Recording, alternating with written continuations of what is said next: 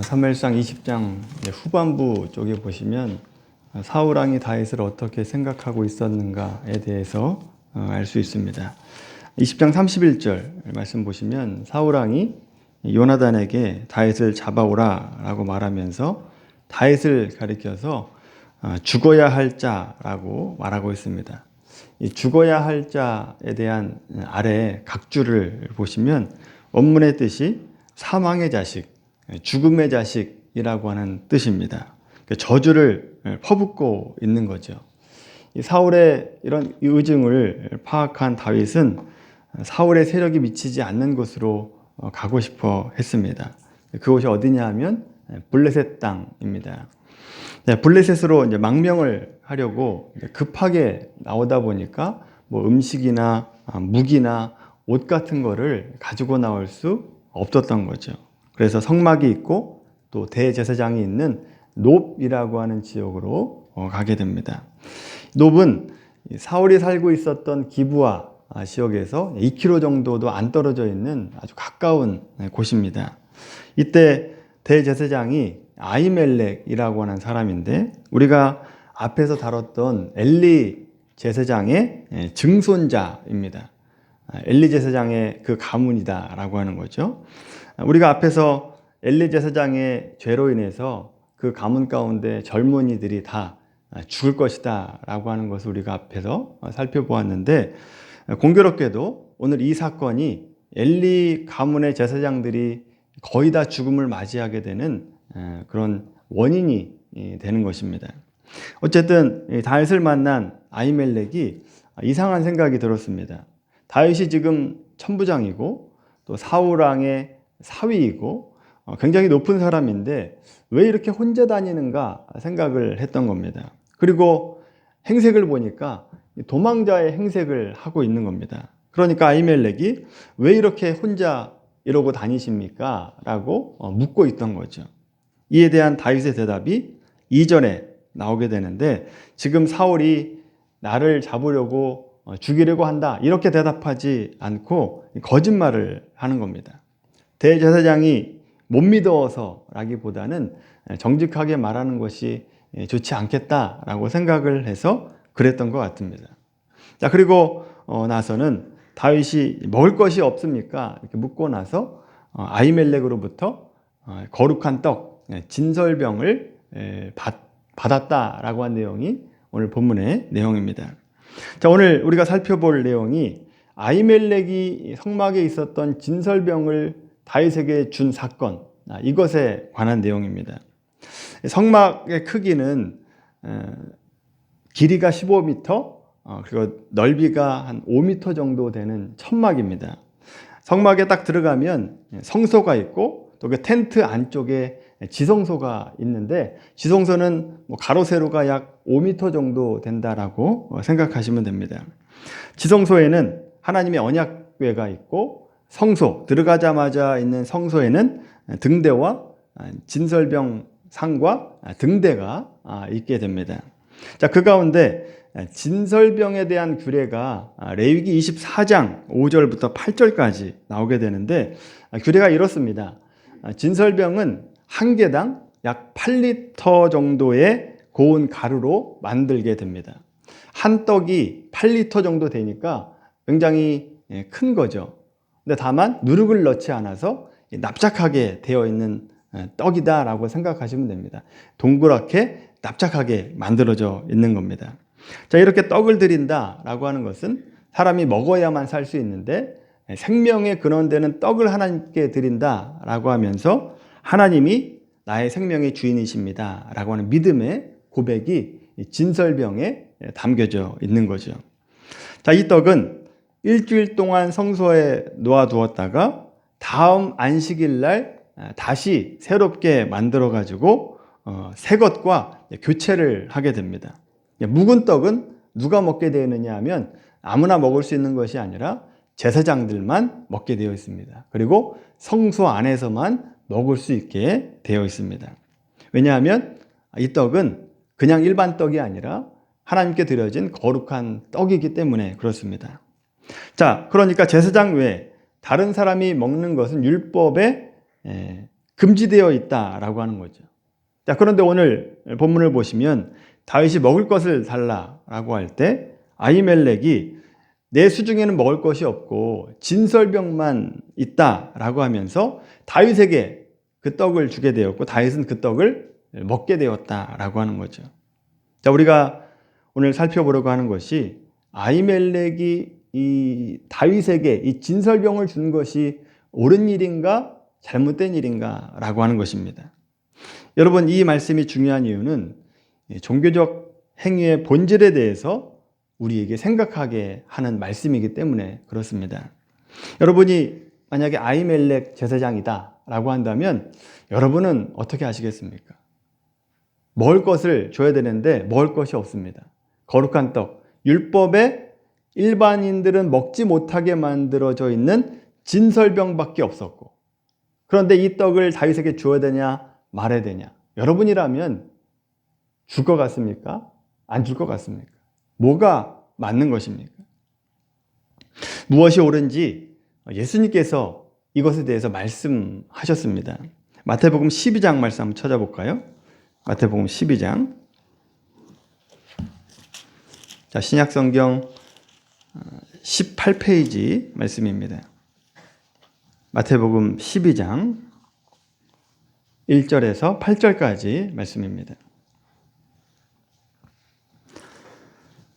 신약성경 18페이지 마태복음 12장 1절에서 8절입니다.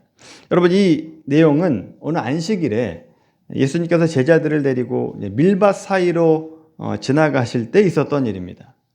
배가 고픈 제자들이 밀 이삭을 잘라가지고 손으로 비벼가지고 그 밀을 먹게 됩니다. 자, 이것을 본 바리새인들이 왜 당신의 제자들은 안식일에 해서는 안 될 일을 하고 있습니까? 라고 항의를 하는 거죠. 자, 우리에게는 우리 입장에서 볼 때는 지금 그 일 가운데 잘못된 것을 찾으라 라고 한다면 왜 남의 밭에 들어가 가지고 남의 밀을 따먹느냐 라고 아마 트집을 잡았을 겁니다. 그런데 유대인들은 그게 문제가 되지 않습니다. 부자들은 밭 모퉁이를 가난한 자들을 위해서 남겨두게 되어 있습니다. 그래서 가난한 자들이 언제든지 와서 따서 먹을 수 있게 만들어 놨다라고 하는 거죠. 자, 그렇다면 바리새인들이 이 상황에서 문제 삼는 것이 뭐냐? 밀을 손으로 비벼가지고 먹었다는 겁니다. 손으로 비빈다라고 하는 것은 타작을 했다라고 하는 의미인데, 안식일에 왜 타작을 합니까? 라고 안식일을 범했다라고 지금 항의하고 있는 거죠. 자, 이에 대해서 예수님께서 하신 말씀이 마태복음 12장 3절부터 5절까지입니다. 같이 읽어볼까요? 3절부터 5절까지 시작. 예수께서 이르시되 다윗이 자기와 그 함께한 자들이 시장할 때에 한 일을 읽지 못하였느냐?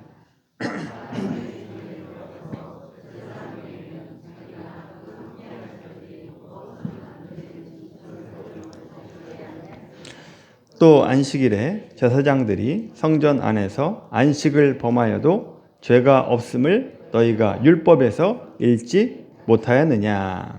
아멘.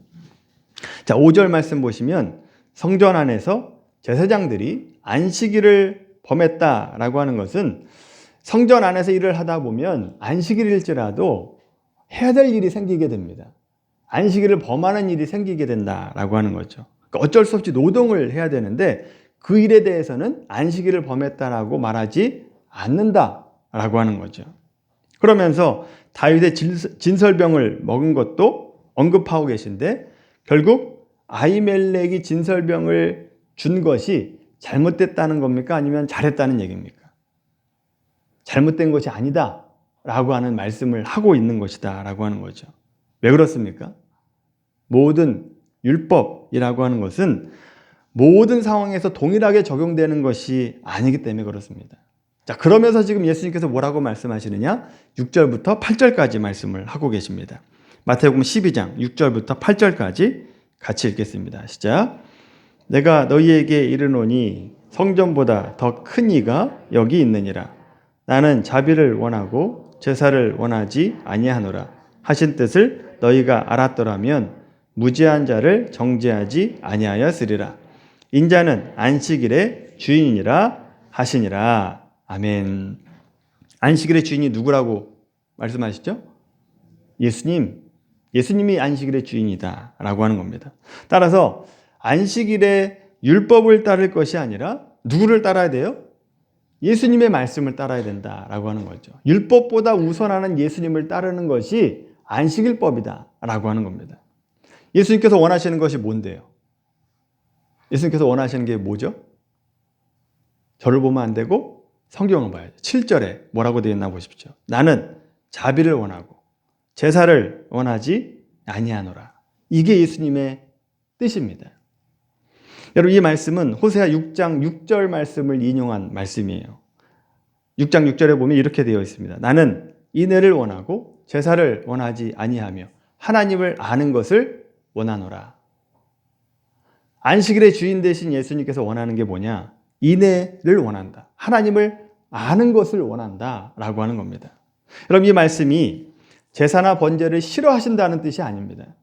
제사 속에 담겨져 있는 뜻이 더 중요하다라고 말씀하고 있는 거죠. 그러니까 하나님을 섬길 때 예수님의 마음은 형식도 지켜야 되지만 그 형식 안에 마음이 어떤 마음을 가지고 있어야 되는가가 중요하다라고 하는 것을 말씀하고 있다라고 하는 거죠. 그런데 바리새인들은 뭐만 생각한 겁니까? 형식만 생각한 거예요. 겉모습만 생각하고 있었다라고 하는 거죠. 내가 제사 드리면 모든 것을 다 했다라고 생각을 했습니다. 여러분, 내용 없는 형식은 외식이 되는 겁니다. 반대로 형식 없이 내용만 있으면 방종이 된다라고 하는 겁니다. 그래서 율법의 형식만 강조하는 바리새인들에게 예수님이 아히멜렉이 진설병을 준 일에 대해서 설명하고 계십니다. 비록 제사장만 먹을 수 있는 떡이지만 배가 고픈 자들을 돕기 위해서 진설병을 주었다고 해서 하나님께서 진노하시겠느냐? 하나님께서 책망하시겠느냐라고 말씀하고 있는 겁니다. 하나님이 책망하시지 않는다는 거죠. 왜 그렇습니까? 하나님께서 원하시는 것은 인애와 자비를 원하기 때문에 그렇다라고 하는 거죠. 여러분, 오늘 이 말씀을 통해서 하나님께서 우리에게 하시는 말씀은 우리가 드리고 있는 이 예배라고 하는 형식, 이 형식 안에 무엇으로 채워야 되는가를 말씀하고 있습니다. 지금 코로나 때문에 많은 교회 가운데 예배가 무너지고 있습니다. 그래서 바른 예배가 무엇인가라고 하는 것이 중요한 때입니다. 만약 우리의 예배가 형식만 있고, 형식만, 거룩한 형식만 있고, 이 예배 가운데 하나님의 인애와 하나님을 아는 것이 없다라고 한다면 외식입니다. 쓸데없는 일이다 라고 하는 거죠. 반대로 인애와 하나님을 아는 것은 마음 가운데 있습니다. 그런데 거룩한 예배 형식, 이 자리에 와서 하나님 앞에 예배하는 거룩한 마음과 형식이 없다라고 한다면 그것은 방종이 되는 겁니다. 무교회주의자들, 그들이 방종하고 있다라고 하는 거죠. 자, 여러분, 지금 우리가 예배 자리에 와서 예배하고 있지 않습니까? 이 예배가 외식이 되지 않으려면 어떻게 해야 되는가? 우리 마음 안에 채워야 될 내용이 있는데 그 내용이 바로 호세아 6장 말씀이다 라고 하는 거죠. 호세아 6장 1절 한번 찾아보겠습니다. 자, 구약성경으로 한번 가보십시오. 호세아 구약성경 1261페이지입니다. 구약성경 1261페이지 호세아 6장 1절부터 6절까지 말씀입니다. 호세아 6장 1절에서 6절까지 말씀 같이 읽어보겠습니다. 시작. 오라, 우리가 여호와께로 돌아가자. 여호와께서 우리를 찢으셨으나 도로 낫게 하실 것이요 우리를 치셨으나 싸매어 주실 것임이라. 여호와께서 이틀 후에 우리를 살리시며 셋째 날에 우리를 일으키시리니 우리가 그의 앞에서 살리라. 그러므로 우리가 여호와를 알자. 힘써 여호와를 알자. 그의 나타나심은 새벽빛같이 어김없나니 비와 같이 땅을 적시는 늦은 비와 같이 우리에게 임하시리라 하니라. 에브라임아 내가 내게 어떻게 하랴. 유다야 내가 내게 어떻게 하랴. 너희의 인애가 아침 구름이나 쉬 없어지는 이슬 같도다. 그러므로 내가 선지자들로 그들을 치고 그의 입의 말로 그들을 죽였노니 내 심판은 빛처럼 나오느니라. 나는 인애를 원하고 제사를 원하지 아니하며 번제보다 하나님을 아는 것을 원하노라. 아멘.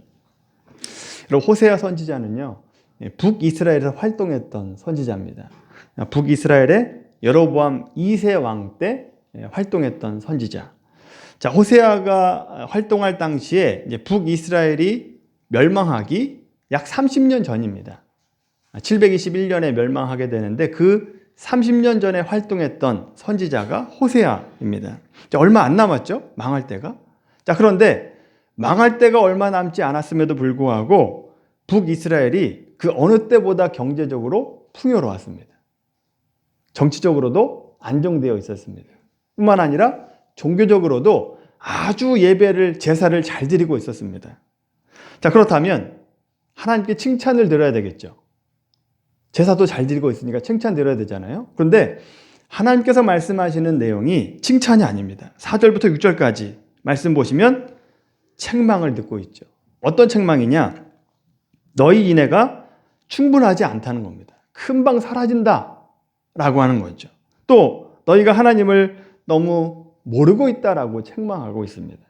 그러면서 6절에서 인애와 하나님을 아는 것을 요구하고 계십니다.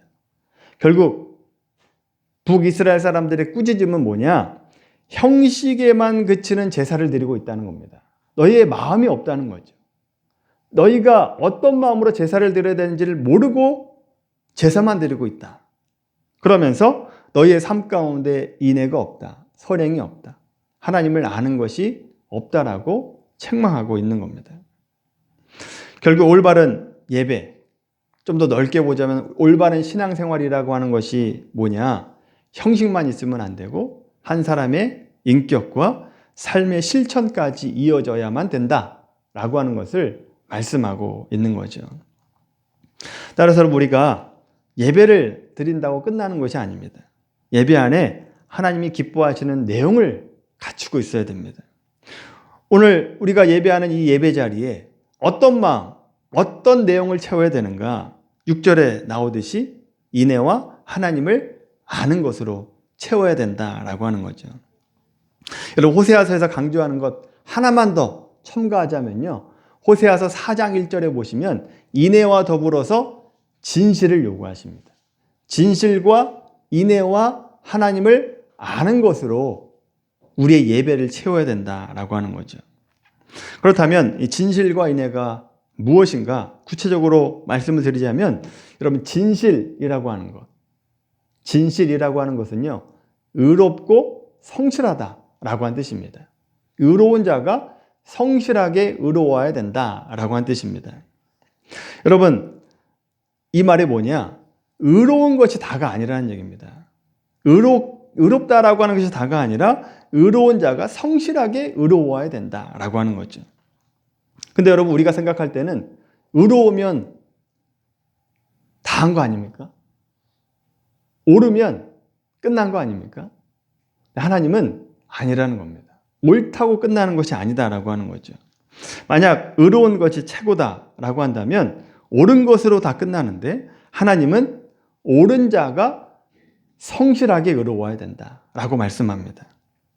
이 말을 다른 말로 하면 잘못한 것이 없는 사람이 더 쩔쩔매야 된다, 양보해야 된다라고 한 뜻입니다. 우리로서는 이해가 안 되는 개념이죠. 예를 들어서 어떤 두 사람이 의견이 충돌하기 시작했습니다. 어떤 한 일에 대해서 어떤 사람은 A를 주장하고 어떤 사람은 B를 주장을 했습니다.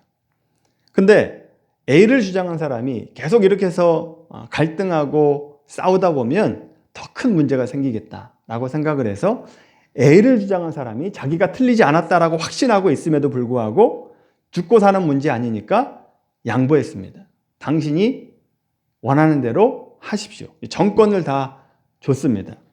시간이 흘러서 결국 A가 맞다라고 하는 것이 밝혀졌습니다. 여러분, 이처럼 자기가 옳다고 확신을 했고 자기가 틀리지 않았다라고 믿고 있었지만 마치 자기가 틀린 것처럼 양보하고 당신 마음대로 하십시오 라고 얘기하는 것, 이것이 진실입니다. 이게 진실이에요. 우리가 생각하는 거가 얼마나 다릅니까? 우리는 맞는 사람이 눈 크게 뜨고 소리치고 목소리가 높지 않습니까? 그렇게 하지 말라는 겁니다. 그건 진실이 아니다 라고 하는 거죠. 그리고 인애라고 하는 것이 뭐냐? 이 인애라고 하는 단어를 다른 성경에 어떻게 번역했는가 하면 사랑, 자비, 은혜라고 하는 단어로 똑같은 단어를 달리 번역하는 것을 보게 됩니다. 거의 같은 뜻이죠. 자비, 친절, 사랑, 은혜, 인애 다 같은 뜻입니다. 자, 그렇다면 진실과 인애를 합쳐보면 예배하는 자들에게 원하시는 하나님의 마음, 뜻이 무엇인지 알 수 있죠. 우리가 하나님의 법을 무시하면 안 됩니다. 하나님의 법을 지켜야 돼요. 지켜야 되지만 단지 율법을 지키는 것이 목적이 아니라 그 안에 사랑의 마음, 자비의 마음, 은혜로운 마음, 인애의 마음을 갖춰야 된다라고 하는 것입니다. 그래서 그 마음을 가지고 이해하고 양보하는 모습으로 살아가는 것, 이것을 원하신다라고 하는 거죠.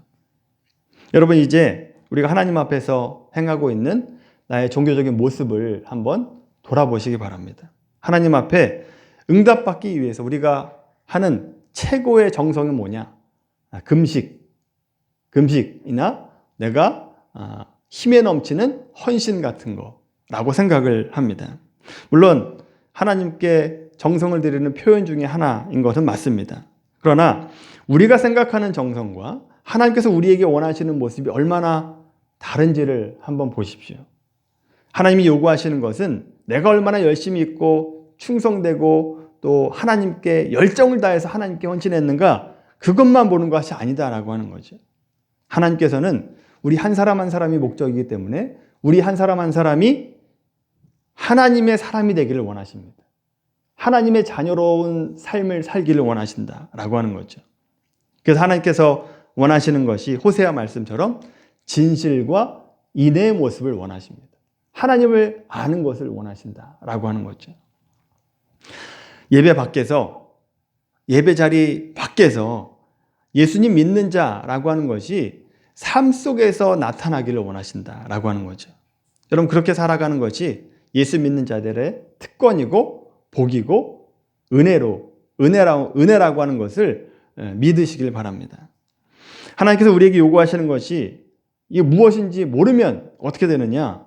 많은 그리스도인들이 열심히 예배만 드립니다. 열심히 기도만 해요. 열심히 찬양만 합니다. 그것만 합니다. 그리고 나서 뭐라고 하나님께 얘기하느냐? 하나님, 내가 할 거 다 했습니다.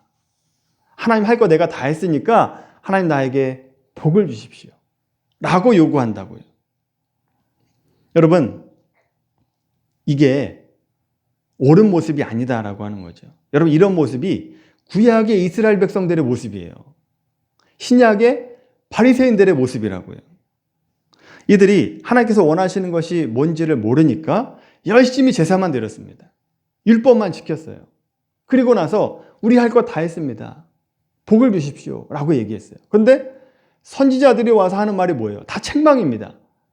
너희가 은혜가 없다. 진실이 없다. 하나님을 아는 것이 없다 라고 책망합니다. 그 책망을 들을 때 어떻게 반응했습니까? 예, 제가 잘못했습니다. 회개합니다. 이렇게 반응하지 않았어요. 내가 뭘 잘못했습니까? 라고 반응합니다. 뭔지를 몰라요. 자기가 잘못한지가 뭘 잘못한지를 모르고 있었다라고 하는 거죠. 여러분, 하나님께서 종교 행위만 원하시는 것이 아니라 실제 삶으로 하나님 백성다운 모습을 원하십니다. 인애와 진실, 하나님 아는 것을 원하신다라고 하는 거죠. 그래서 하나님 백성답게 살면서 밖에 나아가서 살아갈 때 너희가 하나님의 백성된 것을 보이라는 겁니다. 제사장 된 사람으로서 거룩한 백성인 것을 보여내라 라고 하는 거죠.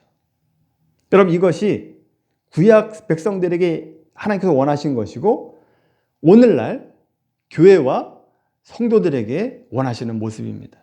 그 모습을 원하세요. 진실과 인애와 하나님을 아는 것으로 채워야 된다라고 하는 거죠. 그렇지 않으면 우리도 구약의 이스라엘 백성들과 같이 신약의 바리새인들과 같이 똑같은 책망을 받게 된다라고 하는 거죠. 오늘 이 자리에서 예배하는 미랄교회 성도 여러분, 이 예배라고 하는 형식에 진실과 인애와 하나님을 아는 것으로 채워지게 되길 바랍니다. 그래서 세상에 살아갈 때 여러분의 모습을 보고 그리스도인이라고 하는 것이 얼마나 다른가라고 하는 것을 보여내시길 바랍니다. 고통과 어려움 속에 있을 때 단지 이 고통을 극복하려고 잘못된 방법, 불법의 방법을 사용하는 것이 아니라 항상 진실하게 살아가십시오.